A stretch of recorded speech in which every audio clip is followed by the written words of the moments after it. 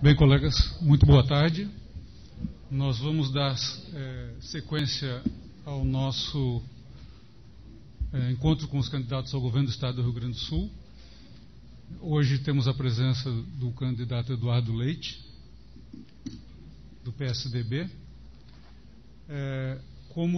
Assim como nos demais encontros, o candidato terá 15 minutos iniciais para fazer a sua apresentação sobre temas livres e, na sequência, a gente passa aos questionamentos que elaboramos a partir do relatório das contas do governador.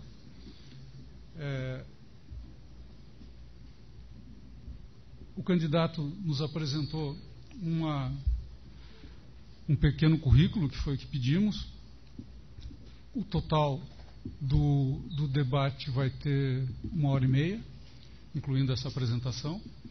Gostaria de destacar aqui a presença do conselheiro César Miola, do candidato a vice-governador, delegado Ranolfo, na coligação chamada Rio Grande da Gente, que inclui PSDB, PTB, PHS, PRB, PPS, Rede e PP. O candidato Eduardo Leite tem 33 anos, é bacharel em Direito pela Universidade Federal de Pelotas e cursa mestrado em Gestão Pública na Fundação Getúlio Vargas. É o atual presidente do PSDB no Rio Grande do Sul e é pré-candidato ao governo do Estado. Foi aluno convidado do curso de Políticas Públicas da Columbia University de Nova York em 2017. Eduardo foi vereador, presidente da Câmara de Vereadores e prefeito de Pelotas. Terminou o mandato com aprovação de 87%. Por ser contra a reeleição, indicou como sucessora a vice Paula Mascarenhas, atual prefeita de Pelotas, eleita em primeiro turno. Este é o currículo. E, muito bem, o candidato tem a palavra por 15 minutos. Posso falar em pé? Fique à vontade. Vi que tem umas questões aqui também, na verdade, essas serão abordadas depois. Isso, depois tá eu... Posso usar um... Claro.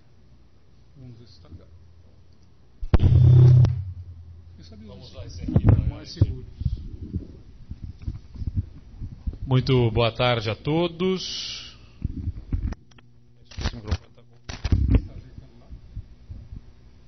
Boa tarde a todos. Vai ficar um barulho chatinho aqui.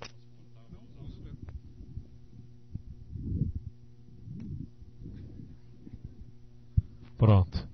Boa tarde a todos. Quero agradecer aqui ao presidente José, em seu nome, cumprimentar a toda a diretoria do CEAP e a todos os auditores, todos os servidores que aqui estão. Saudar o nosso candidato a vice-governador, o delegado Ranolfo, que é também servidor público, delegado da Polícia Civil, foi chefe da Polícia Civil do Estado do Rio Grande do Sul e tem sido um grande colaborador no nosso, desde o nosso plano de governo, ao projeto que nós construímos para o Estado e um leal parceiro neste projeto que estamos apresentando à população.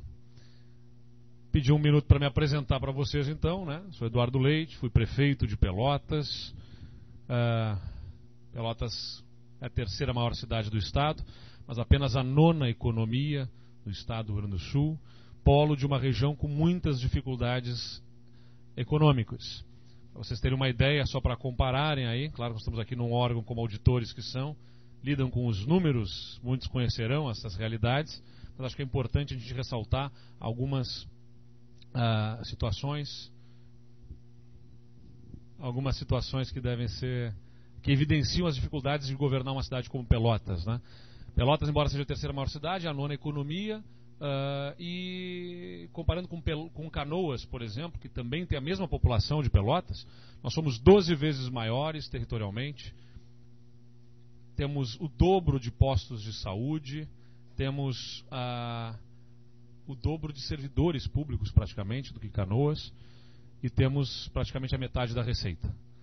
Porque, por exemplo, Canoas tem uma refinaria de petróleo e essa refinaria de petróleo, associada a outras indústrias, significa um retorno de ICMS para Canoas de 350 milhões de reais por ano, enquanto para Pelotas retornam 90 milhões de reais.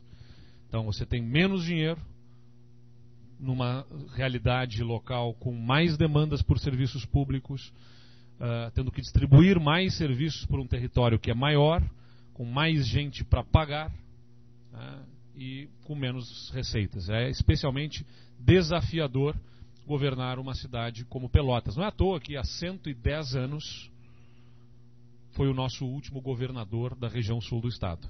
Há 110 anos atrás. Porque essa realidade econômica impõe também um desafio político e, consequentemente, gera dificuldades para que nós possamos nos projetarmos politicamente. Mesmo assim, em 2016, fomos a única cidade entre as 5 maiores do estado, as que têm segundo turno, tem mais de 200 mil eleitores, a reeleger um governo, né, a continuar com o mesmo projeto. Nem Porto Alegre, nem Caxias, nem Canoas, nem Santa Maria tiveram eleições de continuidade. Somente Pelotas teve eleição de continuidade. E em Pelotas, a eleição da minha sucessora, a minha vice-prefeita, aconteceu com a maior votação da história da cidade, com 60% dos votos já num primeiro turno. Isso é porque nós resolvemos todos os problemas da cidade? Certamente que não, né? A cidade ainda tem muitos problemas, tem graves desafios ainda a serem superados. Mas o que determinou essa recondução do projeto, eu não concorri à reeleição, sou crítico da reeleição para cargos no Executivo, acho que ela é um problema num sistema político tão fragmentado, com 25 partidos no Congresso Nacional. As composições políticas são necessárias, mas quando elas acontecem num projeto de reeleição, a composição, as alianças são negociadas dentro do gabinete oficial.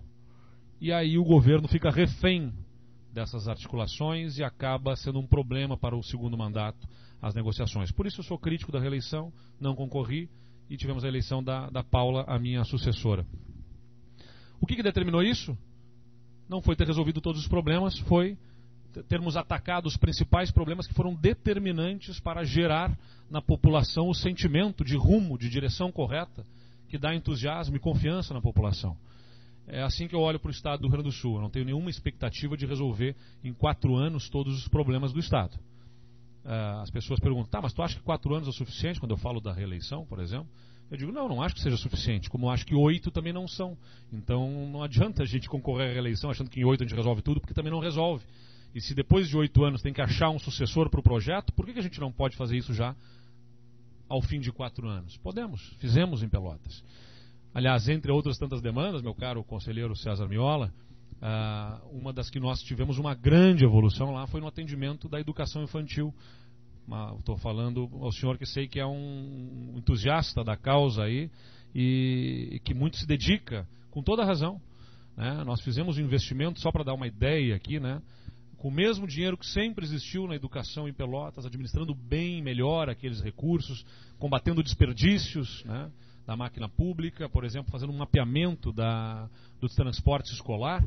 A gente identificou sobreposição de linhas de transporte escolar que nos permitiram otimizar esse serviço e conseguimos reduzir o custo em R$1 milhão por ano no transporte escolar.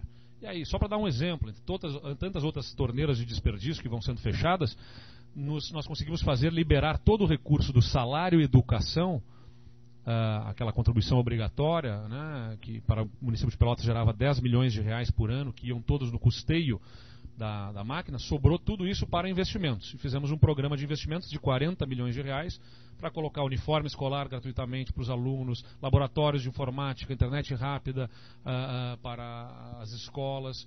E na educação infantil, especialmente, nos dedicamos com R$20 milhões sendo investidos em reformas e ampliações de toda a nossa rede de educação infantil, o que nos permitiu abrir 2.500 novas vagas na educação infantil, usando o mesmo recurso que sempre existiu. Não teve recurso novo, não teve dinheiro novo. Foi melhor gestão dos recursos disponíveis para a prefeitura.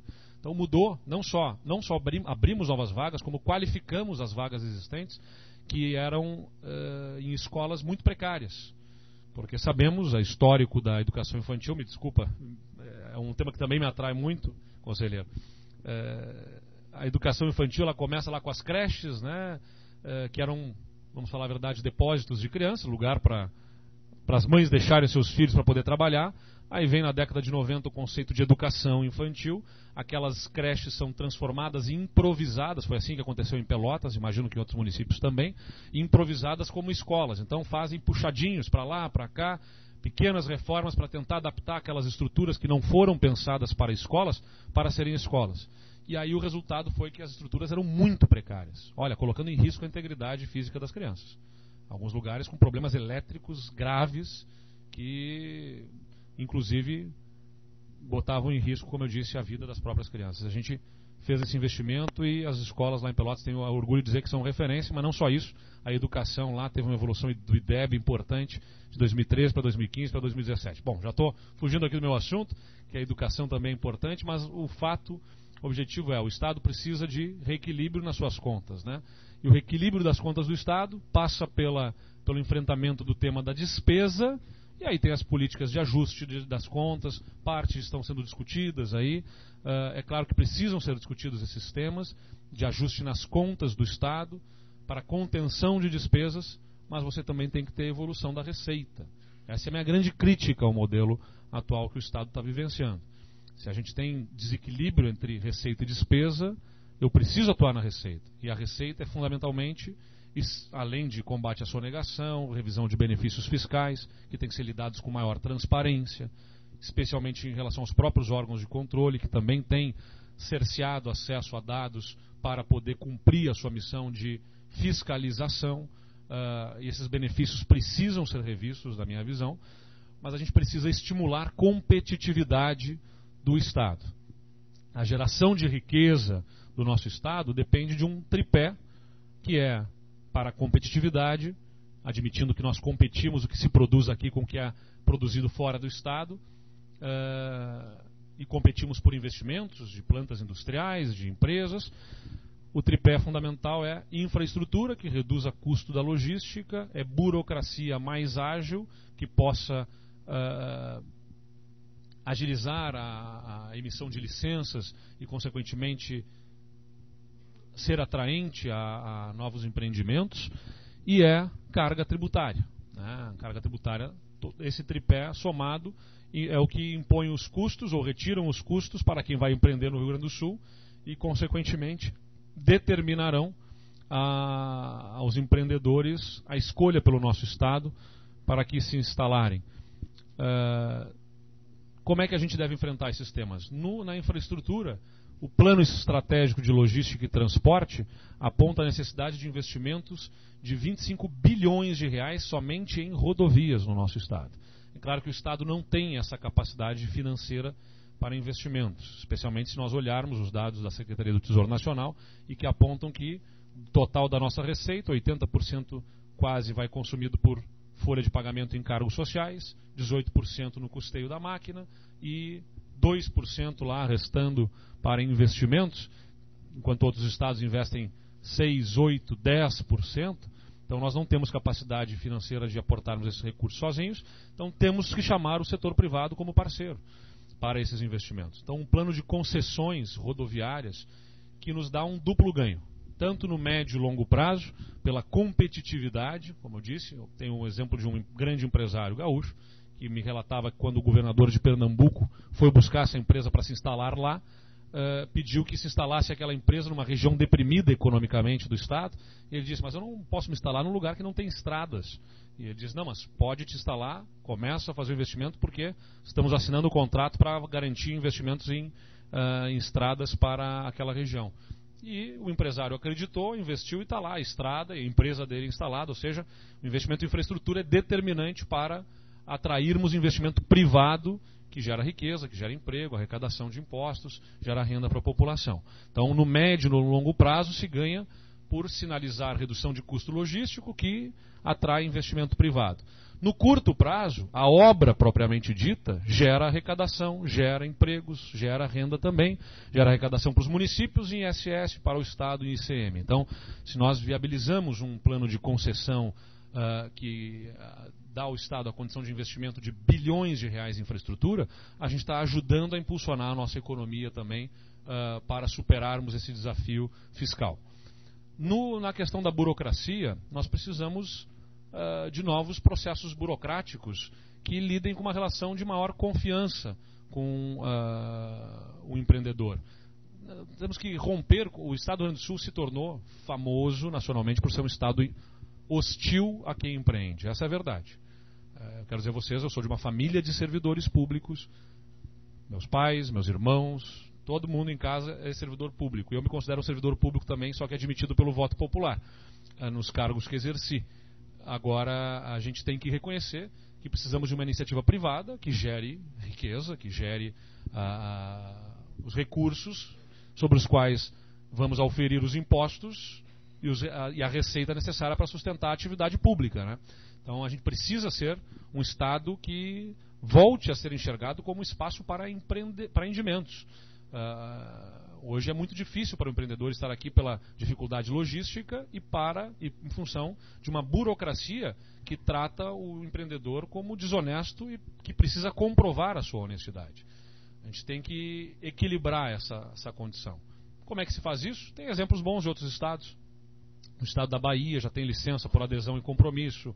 Santa Catarina está começando a implementar esse processo também, onde o empreendedor lança sua documentação e a análise é feita na verdade, automaticamente recebe o empreendedor a autorização para o seu empreendimento e o Estado reforça a sua condição de fiscalização, mas não de cercear na origem os empreendimentos, tendo que ser provada a honestidade do empreendedor. Então, dar espaço para quem quer empreender. A gente precisa liberar essa energia empreendedora. O nosso povo tem vocação empreendedora. Prova disso é que os gaúchos, pelo Brasil afora, empreenderam, geraram riqueza no oeste catarinense, no centro-oeste do Brasil e aqui no nosso estado estão encontrando maiores dificuldades. Então a gente precisa ter uma revisão dos processos burocráticos para dar espaço para quem quer empreender. De outro lado, nós temos ainda a questão da carga tributária, que é resultante de um estado gastador, que gasta mal e que precisa rever então o seu próprio custo. Tem as questões de incremento da receita, como falei, mas tem que discutir também custos do próprio estado para que a gente possa reduzir essa carga tributária e dar competitividade ao que se produz aqui. Não apenas reduzir a carga, né? Nós temos que ter um sistema tributário mais inteligente. Existem setores que são desonerados, que têm capacidade contributiva e têm essa superoneração da sociedade como um todo, em combustível, energia, telecomunicações, onde se paga impostos maiores. Por fim, nos meus 30 segundos restantes, eu queria dizer a vocês que entendo que o governador, como líder político, ele precisa ser gestor para dentro e liderança política com bom diálogo e articulação com todos os agentes do serviço público, e aí entra os órgãos de fiscalização, Tribunal de Contas, com quem pretendemos ter um diálogo profícuo. Como tive quando fui prefeito, inclusive quando fizemos a licitação do transporte coletivo, recorrendo muito ao Tribunal de Contas, para que pudéssemos construir o melhor modelo, e assim tivemos sucesso no processo da licitação lá em Pelotas. Então, com diálogo, com construção e entendimento, a gente aposta que podemos virar essa triste página do nosso Estado, das suas dificuldades e ter um futuro melhor. Obrigado.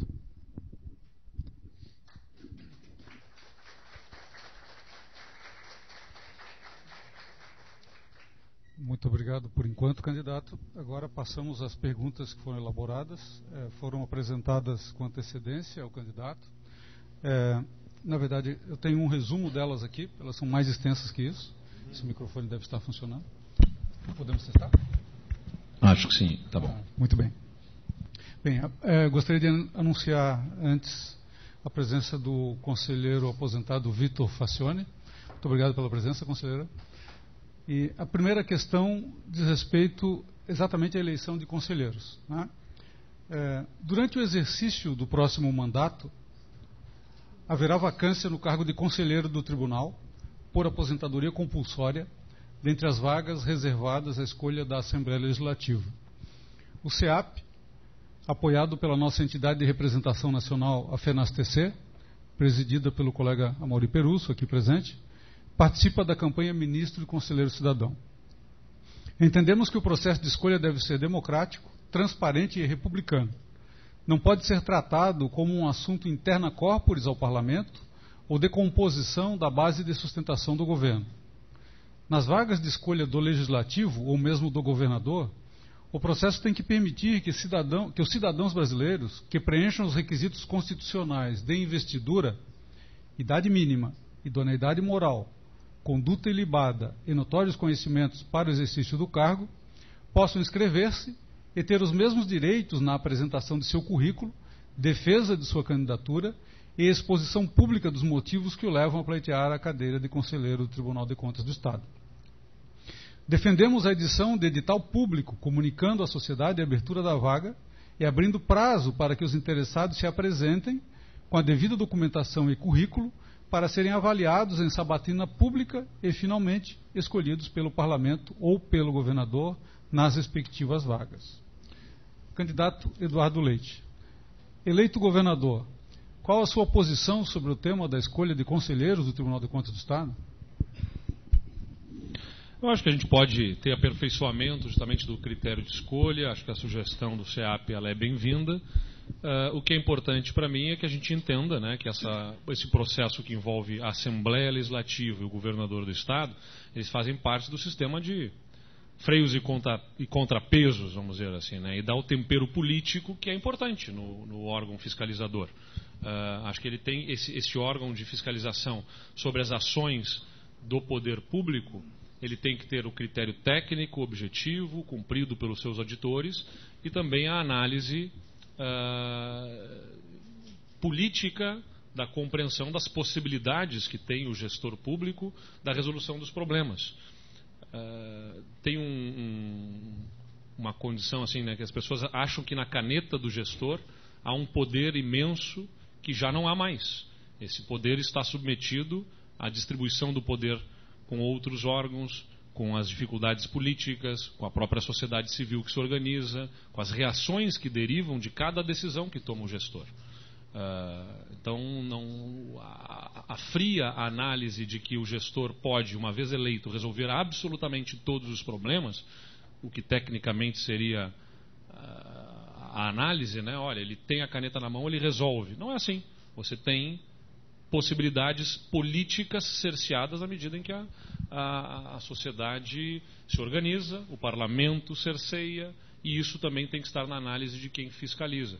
Então, essa composição política no Tribunal de Contas, este tempero político, como há no próprio órgão máximo da Justiça no Supremo Tribunal Federal, na minha visão é bem-vinda. O que não significa que a atual modalidade não possa ser aperfeiçoada com a possibilidade de candidaturas, outras, com sabatinas públicas, com forma de com critérios técnicos objetivos que sejam exigidos e que possam também dar maior rigor técnico na ocupação dos cargos, que eu acho importante também. Mas é importante que isso esteja compreendido. Não apenas técnica, mas também visão política na análise final sobre as possibilidades dos gestores para que as suas contas sejam analisadas e julgadas pela sociedade gaúcha. Muito obrigado, candidato. A próxima pergunta é sobre a auditoria na Receita Estadual, um assunto que o candidato referiu de passagem na sua fala inicial. No relatório do parecer prévio das contas do governador de 2016, a equipe de auditoria anotou, aspas, a Secretaria da Fazenda, Subsecretaria da Receita Estadual, em nome da proteção do sigilo fiscal dos contribuintes, permanece sem fornecer ao órgão de controle externo os valores dos impostos apropriados pelas empresas via renúncia fiscal, gastos tributários. Muito embora, para estarem aptos a fluírem os benefícios, esses contribuintes tenham firmado contratos e termos de ajustes, onde constam direitos e deveres de ambas as partes, Estado e contribuintes. Fechar aspas. A ausência de fornecimento das informações em questão toma mais relevância quando se considera que os valores de renúncia fiscal decorrente de legislações infraconstitucionais, portanto, na alçada de responsabilidade do Rio Grande do Sul, somaram, em 2015, 8 bilhões 985 milhões 729 reais. Na verdade, a população segue sem saber se existem ganhos, quais os ganhos de interesse público e o efetivo cumprimento das obrigações das empresas que recebem os benefícios fiscais. Candidato, eleito governador, qual será a sua conduta frente a esse tema? Acho que já antecipei ali, mas reforço, né? A gente tem que ter controle e fiscalização sobre isso. Tem que haver a revisão dos benefícios. Certamente há muito a ser cortado em benefícios, inclusive por descumprimento dos contratos. Tenho convicção de que isso acontecerá. E parte disso, substancial, deve ser de forma transparente, aberta à população. Parte, pelo sigilo, pelos argumentos que estão estabelecidos aqui, que não possa ser aberto, tem que estar partilhado com os órgãos de controle. Claro, com pactuação sobre sigilos e tudo mais, que devem ser respeitados, mas o órgão de controle e fiscalização deve exercer o seu papel, o seu poder de fiscalização. Então, nesse sentido, está aqui assumido o meu compromisso. Não é certamente uma demanda corporativa, nós estamos falando aqui de algo de interesse social, público, que é o controle e a fiscalização sobre algo que impacta nas contas do Estado. E importante já falar sobre benefícios fiscais. Eu entendo que benefícios fiscais são aceitáveis dentro da lógica da disputa por investimentos privados, mas é importante dizer que eles são especialmente resultantes da nossa dificuldade de competitividade em função de outros fatores. Quando insisto naquele tripé, tendo infraestrutura mais precária que impõe um custo logístico maior, tendo uma burocracia mais pesada que dificulta a aprovação de projetos, e tendo uma carga tributária com a alíquota básica e de outros setores que oneram a sociedade maior, perdemos competitividade. Para poder segurar alguns investimentos, usa-se desse artifício da lógica do benefício fiscal. Colocando o nosso Estado em condições de melhor competitividade nesses três pilares, nós poderemos demandar menos ou apresentar menos benefícios fiscais pontuais, porque o grande incentivo para a instalação de novas empresas, indústrias no Estado, estará dado pela competitividade dada a todo e qualquer empreendedor que se instale aqui. Paralelamente a esses três pontos, formação de mão de obra qualificada. Nós temos um povo que é reconhecido como boa mão de obra, com gosto pelo trabalho, pelo serviço. O povo gaúcho tem essa característica e isso faz diferença na atração de investimentos. E, claro, qualificação, educação para viabilizar uma mão de obra que esteja sintonizada com o que o mercado de trabalho seja exigido. Esses pilares são fundamentais como benefícios para a instalação de empresas, para que nós possamos depender menos de benefícios fiscais específicos como forma de segurar investimentos no Estado. Muito obrigado, candidato.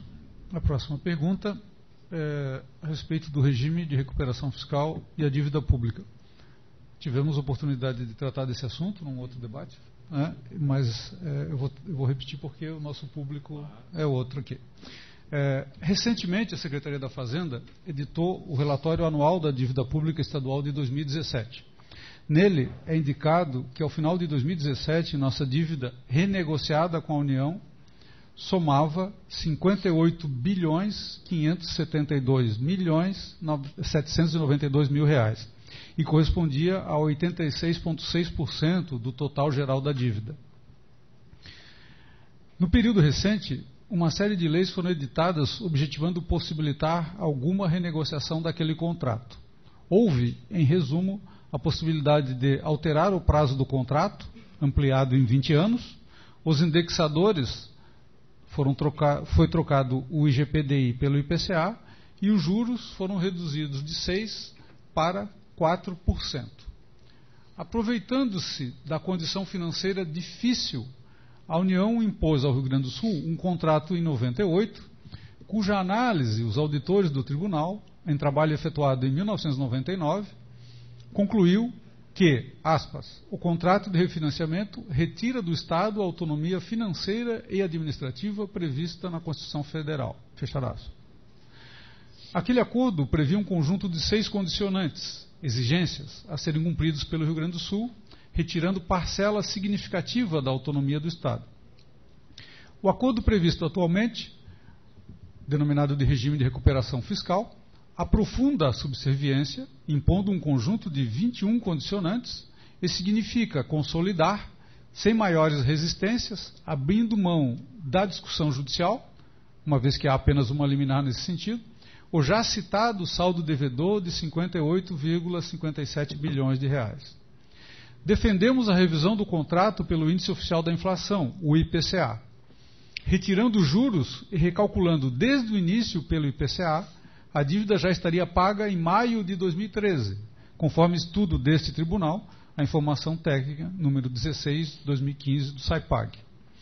O acordo decorrente do chamado regime de recuperação fiscal, além de consolidar o saldo que já estaria pago caso a negociação ocorresse em bases justas, significará um aumento da dívida quando os pagamentos forem retomados, uma vez que as parcelas não pagas por 3 anos, com possibilidade de serem prorrogadas por mais 3, serão acrescentadas ao saldo final devidamente corrigidas.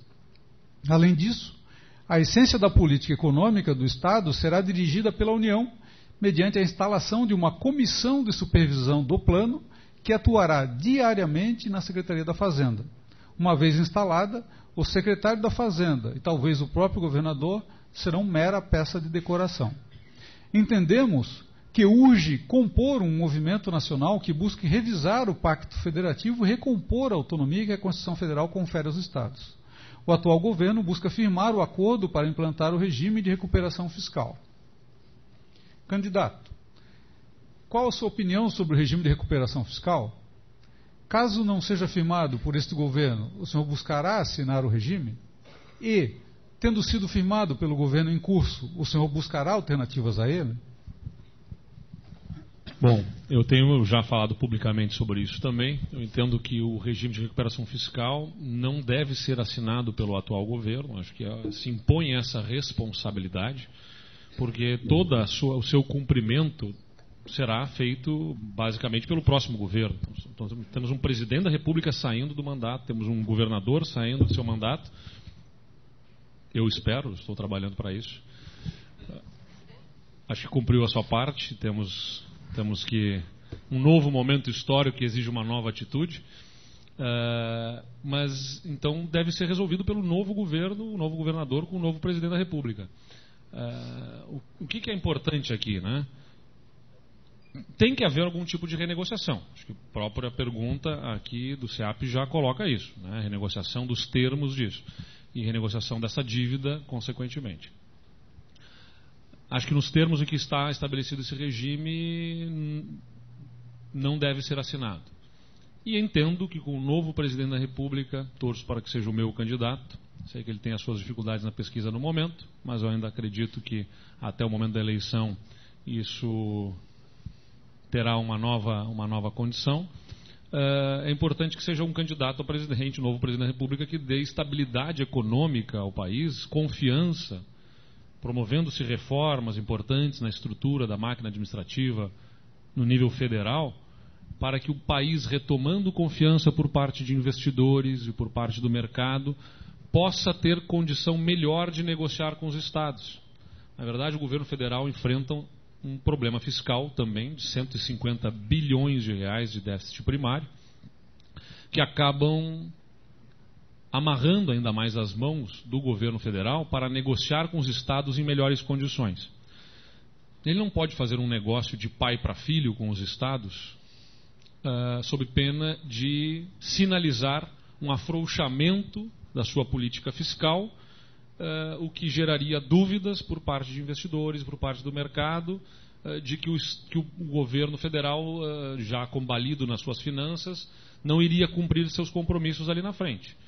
Então, se ele faz reformas, se ele retoma a confiança e estabelece uma política de redução desse déficit primário, ganha confiança o país, retoma-se investimentos privados, melhora-se no ranking das agências classificadoras de risco, o recurso aparece e, consequentemente, o governo federal pode negociar em melhores termos com os estados, e são 3 dos principais estados da federação em grave situação fiscal: o Rio Grande do Sul, Rio de Janeiro e Minas Gerais. Então, se imporá ao novo presidente da República, na minha visão, esta negociação. Não é uma situação específica do Rio Grande do Sul. E por isso nós temos que usar esta condição o presidente da República, que trabalhará e terá que trabalhar por crescimento econômico, né, para atender às demandas e os anseios da população, não poderá fechar os olhos à grave situação fiscal desses 3 estados. Então nós temos que nos unir aos outros estados e, claro, com o apoio do governo federal, torcendo para que faça suas reformas, ganhando confiança por parte de investidores do mercado, poderá negociar em melhores condições, não só para reduzirmos o impacto dos juros sobre esta dívida, como também para que a gente possa, inclusive, alongar o prazo sem o pagamento dela. Que especialistas com quem eu tenho conversado me reportam que 3 anos apenas, prorrogável por mais 3, como é o que está estabelecido no contrato, talvez não seja o suficiente para que o Estado tenha que se encontre numa nova situação em que possa arcar com o pagamento da sua dívida. Então, melhorar os termos, reduzir o impacto disso para o Estado, devem ser soluções buscadas pelo novo governador, com o novo presidente, inclusive o alívio de determinadas cláusulas, entre elas o de chamamento de servidores. Nós queremos incrementar o efetivo da polícia, por exemplo. Eu acho que é importante fazer isso desde o primeiro ano de governo, e não apenas repor os aposentados.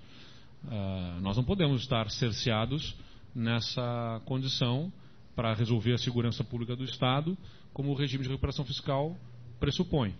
Então, esse é um tema que tem que ser rediscutido. E apostamos que é necessário assinar-se o regime de recuperação fiscal, mas em melhores condições. Muito obrigado, candidato.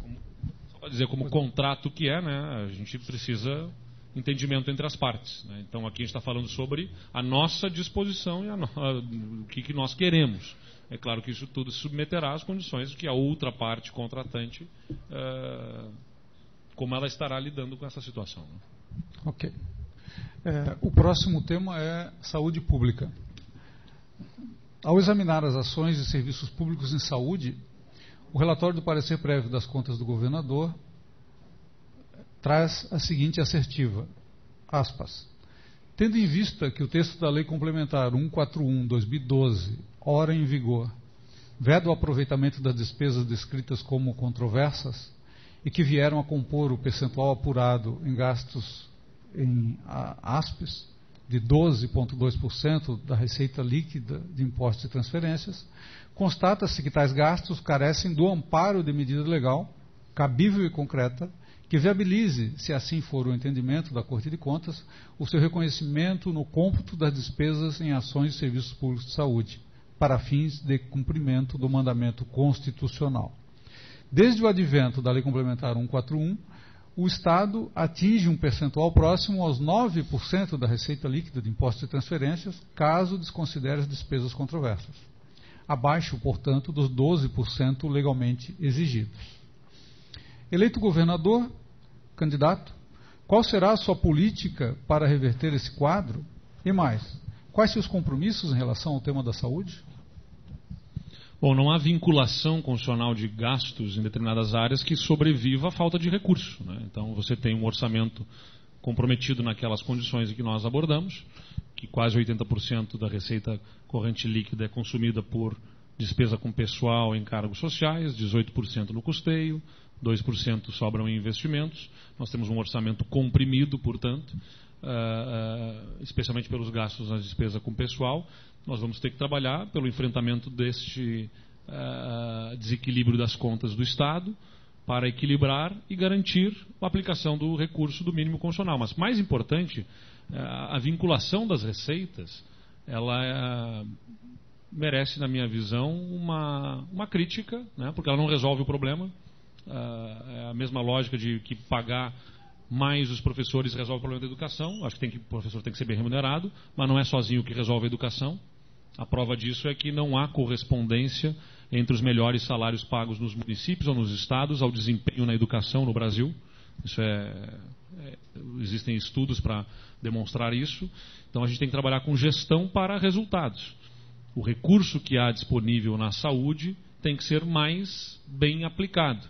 Desde a prevenção, os planos de saúde começam a atentar para isso, planos privados de saúde estão estruturando políticas de atenção primária, de prevenção de doenças entre os seus usuários, numa expectativa de reduzir até 30% o seu custo operacional, que é como o poder público deve atuar, com políticas de promoção e de prevenção nas unidades de saúde, e aí é garantir o repasse dos programas já estabelecidos, né? Antes mesmo de criar novos programas, nós temos que tornar mais eficientes os programas já existentes. Programa de agentes comunitários de saúde, com estratégia de saúde da família, programa Primeira Infância Melhor. Eu digo isso porque fui prefeito e fui presidente da Associação de Municípios da minha região. E vi prefeitos desativando programas por conta do atraso da falta de repasses do Estado. Então, esses programas sendo desativados, prejudica-se a política de prevenção e de promoção da saúde, que vai gerar uma conta maior lá na frente no tratamento. Então, a garantia destes repasses em dia é fundamental e tornar esses programas mais eficientes para melhorar a saúde pública. Assim como é o caso do saneamento básico, né? O investimento necessário em saneamento básico, que o Estado não tem recurso sozinho, também deve buscar na parceria do setor privado. Eu defendo a Corsan pública, mas em regime de PPPs, sim, viabilizarmos porque até nós temos aqui uma situação na questão da titularidade do serviço, que é do município, né? Então, a Corsan é importante como pública para ser uma articuladora regional, com a política de subsídio cruzado, que ajude a sustentar um serviço que é caro, especialmente em tratamento, em coleta e tratamento de esgotos, e que esse investimento retorna diretamente nas condições de saúde pública também, não tem como negar isso. Não estou defendendo que os recursos do investimento de saneamento sejam computados como de saúde. Estou dizendo que é um investimento importante como promoção e prevenção para reduzir a incidência de doenças infecto-contagiosas, que são determinantes no volume de atendimentos demandado nos atendimentos clínicos nas unidades de saúde, nas unidades de pronto atendimento.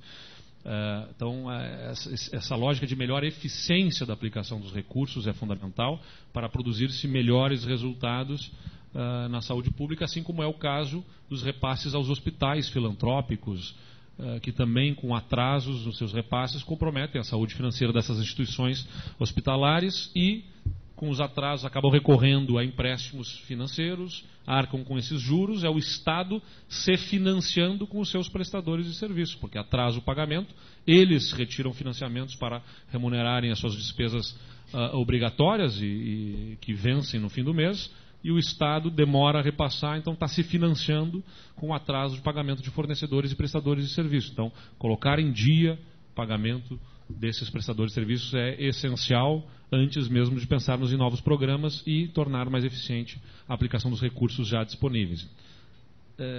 Tem que ser mais nessa lógica e menos na vinculação constitucional da receita empregada aqui. Respeitando que, como legislação que tem que buscar ser atendida, né? Tem que buscar o cumprimento dessa legislação. Mas o foco tem que ser na prestação do serviço para o usuário, para o cidadão. Muito obrigado, candidato. A próxima pergunta diz respeito à repartição tributária. Ao examinar o desempenho da arrecadação do Rio Grande do Sul, o relatório do parecer prévio das contas do governador de 2016 apresenta a seguinte análise, aspas. Enquanto o ICMS, principal fonte própria e reveladora do grau de desenvolvimento e consumo da economia regional, registra aumento de quase 8% nos últimos 5 exercícios, considerados anos de 2012 a 2016, as receitas de transferências correntes, as quais devem ser realizadas pelo governo federal, obedecendo às previsões legais, caíram mais de 3%. Vejam, o ICMS cresce 8% e as transferências obrigatórias do governo federal caem 3%. Tratando-se da repartição tributária vigente no período mais amplo, de 1995 a 2016, os dados demonstram que a arrecadação dos impostos federais compartilhados com os estados, IPI, Imposto de Renda e a CID, aumentou em 13,55% a sua participação em relação ao PIB. Em contraponto, os ingressos provenientes das contribuições sociais, CONFINS, PIS/PASEP, CPMF, IOF e Contribuição Social sobre o Lucro Líquido, os quais são exclusivos da União, tiveram um incremento de 39,56% em relação ao PIB no mesmo período. Tal situação evidencia a significativa perda de recursos das economias subnacionais enfrentadas nos últimos anos, bem como da transparência à situação atual, caracterizada pela elevada concentração de recursos disponíveis nas mãos do governo federal. Quanto às perdas ocasionadas pelas desonerações decorrentes da Lei Candir, as duas formas de cálculo apontadas nesse relatório indicam valores significativos, que vão de uma perda estimada em 1,18 bilhão a uma perda estimada em 4,4 bilhões ao ano. Os dados apresentados pelos auditores públicos externos do TCE no relatório das contas do governador corroboram a assertiva de que tem ocorrido uma concentração do bolo tributário na União. Frente às atuais dificuldades financeiras do Estado, eleito governador, o senhor tem pensada alguma estratégia de atuação sobre o tema da repartição tributária? Bom, a pergunta aqui torna bastante clara, né, que o governador ele tem que atuar como gestor para dentro do governo, daquilo que depende eminentemente da gestão estadual, para quais são as competências e atribuições diretas do governador, melhor gestão dos recursos, políticas públicas em nível estadual, mas ele também tem que ser, como governador do Estado, liderança política para os temas nacionais que afetam os Estados. Eu diria que não só a concentração de recursos, como ainda há um problema que é o governo federal estabelecer um bypass nos Estados, fazendo toda uma política de repartição de recursos diretamente com os municípios, em convênios diretos com os municípios, que deveriam ser de estruturação e arranjo feito pelos estados, né? Os estados são são os entes, na verdade, federados. Nós temos uma distorção, na minha visão. Eu fui prefeito, respeito os municípios, sou municipalista, acho que as prefeituras podem e devem operar muito das políticas públicas, de acordo com a realidade local, mas com arranjo e articulação por parte do Estado. A nossa Constituição Federal, ela estabeleceu os municípios como entes federados também, na verdade, né, como membros da federação. Nós nos inspiramos no modelo americano, e o modelo americano não tem isso. Os municípios são como que repartições administrativas do Estado, na verdade, e o Estado, sim, é um ente federado e estão todos juntos na União, unidos, né, como Estados Unidos que são. Então, só para dizer que ainda tem esse problema. O Estado ficou ainda menor, não só financeiramente, mas como politicamente, porque o governo federal, como ele é o dono do cofre, ele estabeleceu, a partir do Ministério das Cidades e de outras políticas públicas, relação direta com os municípios, passando por cima dos estados, o que fere a articulação de políticas em nível regional. Então, isso também precisa ser discutido. Agora, no que diz respeito à parte financeira, né, fiscal, acho que é importante para que a gente possa promover a revisão do Pacto Federativo, do ponto de vista da redistribuição, da repactuação da distribuição do bolo tributário, que se compreenda que boa parte desses recursos é consumido na Seguridade Social. A grande demanda do governo federal na concentração dos recursos pelo governo federal está na sustentação do sistema previdenciário e da Seguridade Social, e na sustentação do déficit desse sistema. Então, as reformas em nível nacional que devem ser empreendidas nesse tema da Previdência são determinantes também para que se possa, junto com isso, discutir a distribuição mais equânime dos recursos junto aos governos subnacionais, aos estados, e que eles sejam mais determinantes na estruturação das políticas públicas. Da minha parte, vamos exercer esse papel com altivez aí, como liderança política, junto ao governo central, para que possamos ter uma mobilização nacional que signifique, além das reformas para dar fôlego ao caixa do governo e aos investimentos, que a gente possa ter uma reforma, uma repactuação da distribuição e do poder de administração desses recursos. Muito obrigado, candidato. Estamos caminhando para as duas últimas questões. Uma delas sobre precatórios. A emenda constitucional 94 de 2016 prevê que do estoque de precatórios, aqueles vencidos até 2015, até 25 de março de 2015 e os a vencer até 2020, sejam quitados até o final do segundo ano do próximo governo. Em 31 de 12 de 2016, o saldo dos precatórios já totalizava 11 bilhões e 900 milhões de reais. Candidato, qual a sua proposta para enfrentar a questão dos precatórios? Mais uma vez, não há obrigação legal que se sobreponha à falta de caixa, à falta de dinheiro no caixa, né? Não adianta dizer na lei, tem que pagar até amanhã, mas não tem dinheiro no caixa, acabou. Não tem situação.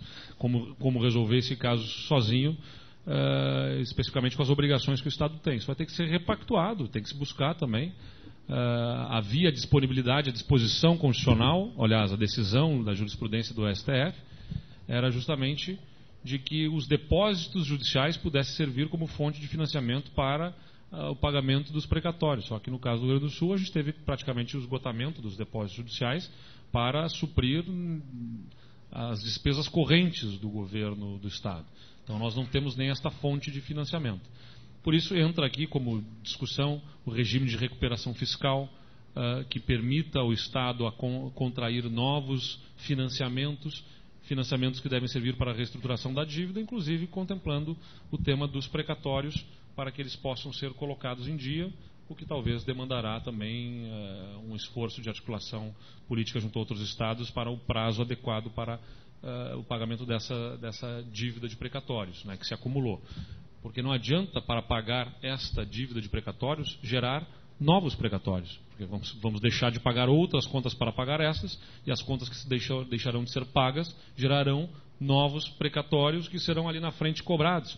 Então não pode ser se correr o bicho pega, se ficar o bicho come, né? Para resolver o problema, a gente tem que resolver o problema sem criar um novo. Obrigado, candidato. Vamos para a última questão. Na sequência, o candidato vai ter um espaço ainda para suas considerações finais. Nós poderíamos, inclusive, abrir um espaço para o candidato a vice-governador que o acompanha, uma vez que é o primeiro candidato a vice que acompanha da majoritária.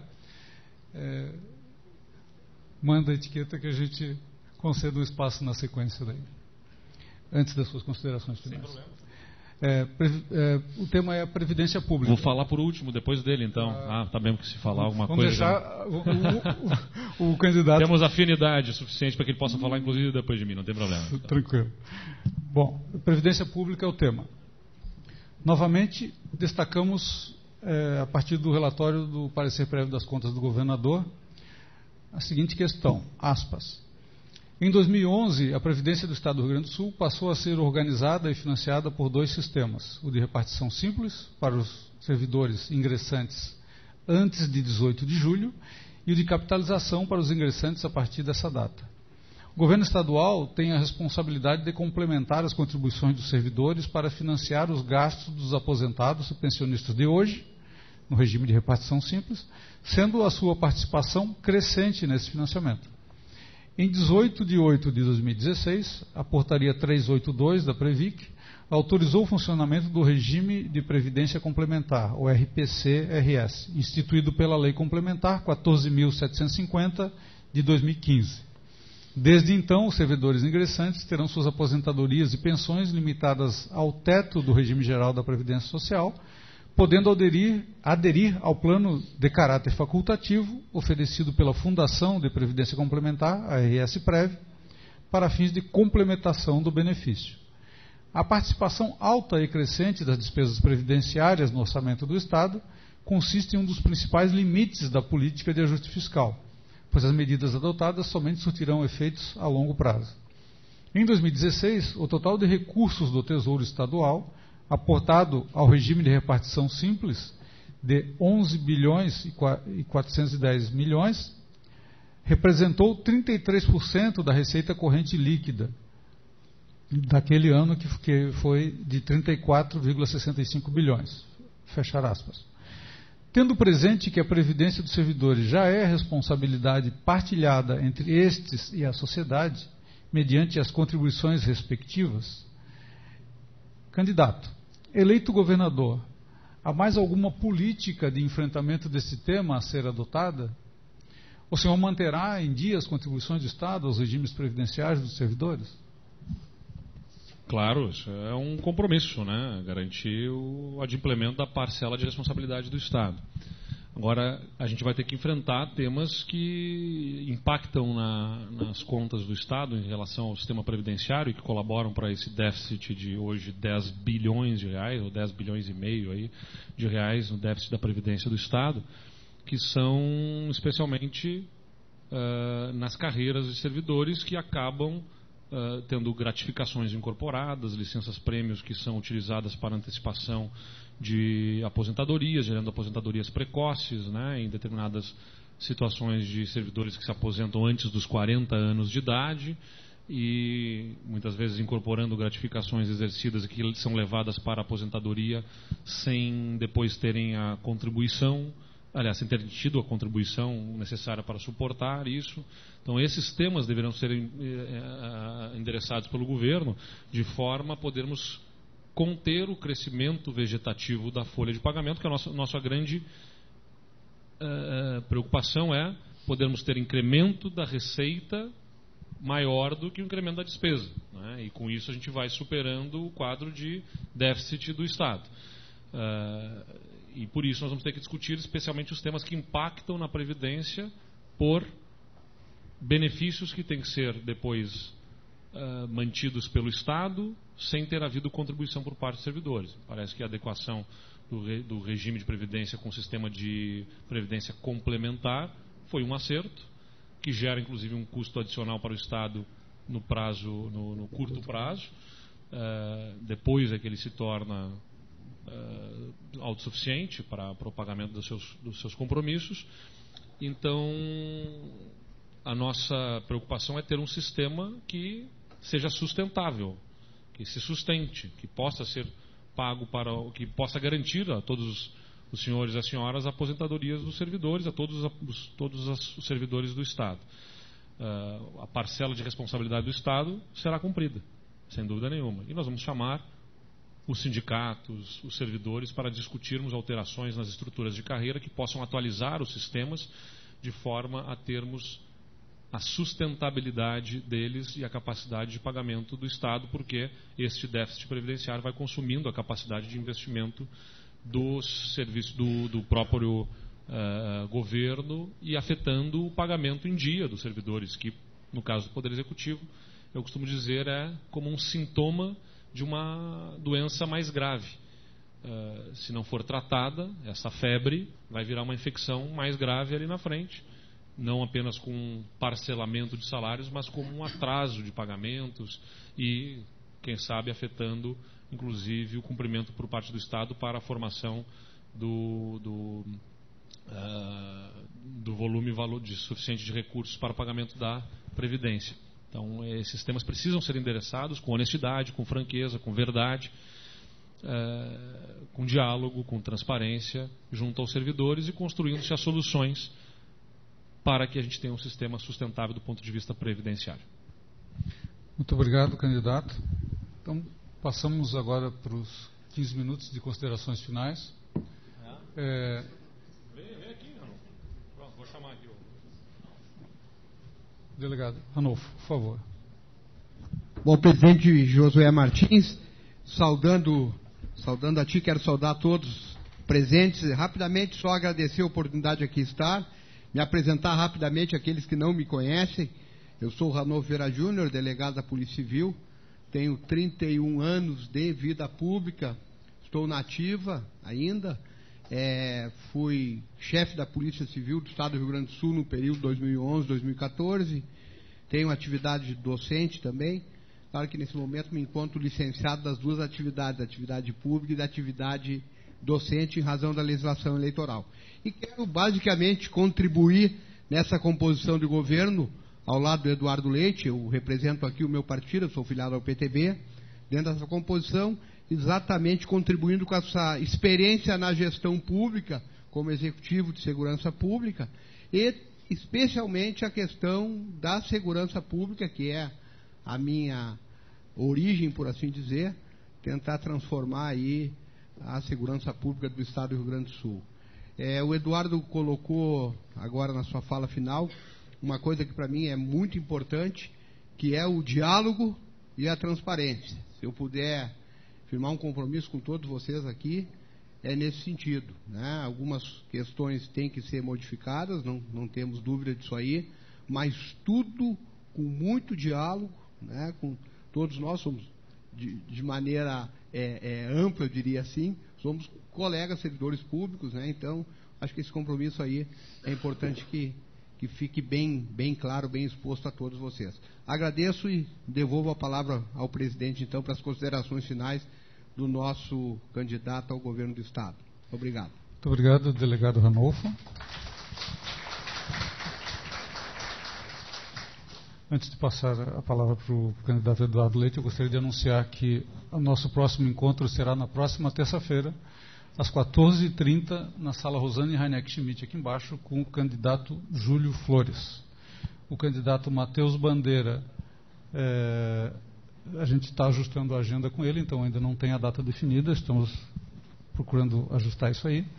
E o candidato José Ilso Sartori declinou o convite.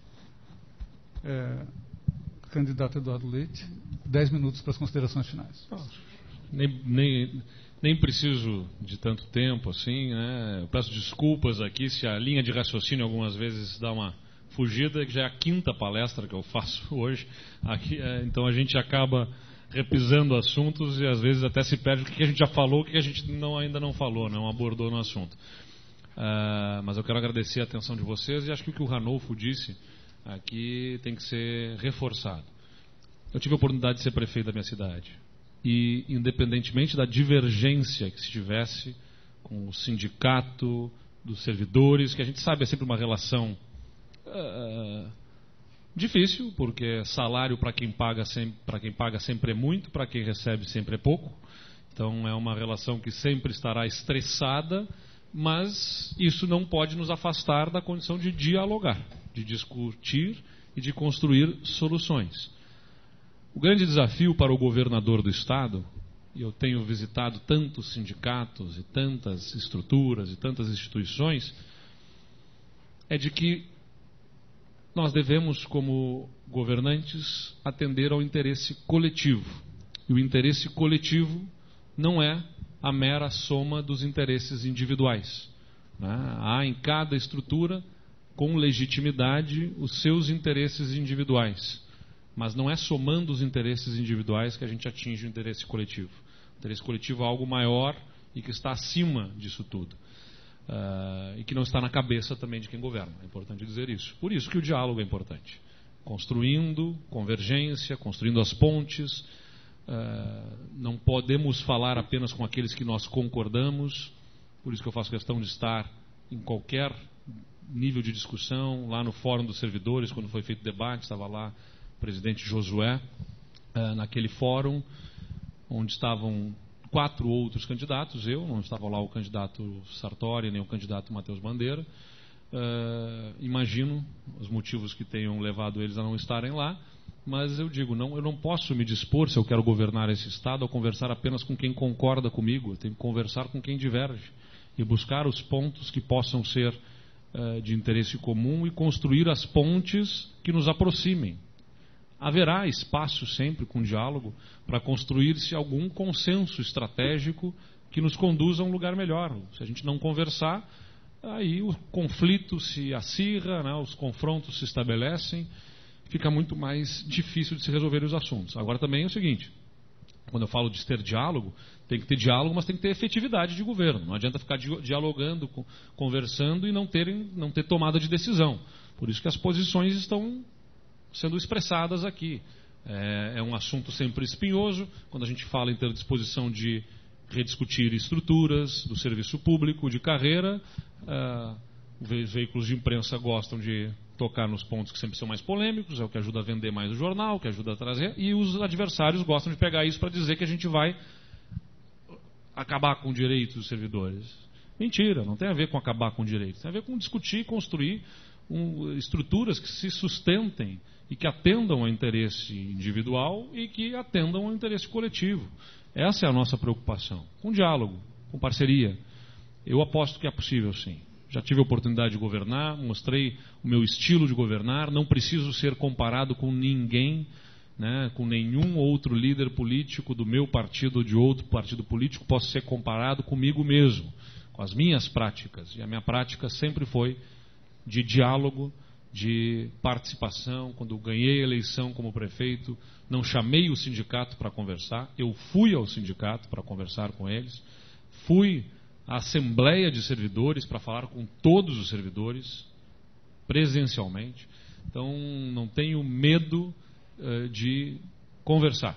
E acho que a gente conversando, nos dispomos todos lidando com transparência, olhando no olho, construir alternativas nas estruturas que permitam a preservação dos interesses legítimos de cada categoria, mas que possamos estruturar política de remuneração adequada, que se sustente no tempo, que dê perspectivas positivas para o ingresso nas carreiras, para que sejam carreiras atraentes para novos servidores e que sejam atraentes para a permanência nelas até o final, claro, com estruturas de carreira que interessem às pessoas prestarem concurso público e serem servidores públicos.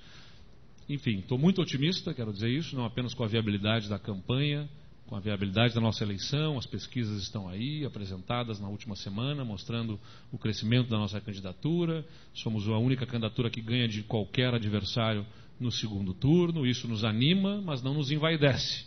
Sabemos que tem que ter pé no chão, humildade, né, para trilhar esse caminho, e que é uma enorme responsabilidade corresponder às expectativas que a população gaúcha está apresentando na gente, como esperança, como confiança de algo de diferente, de novo.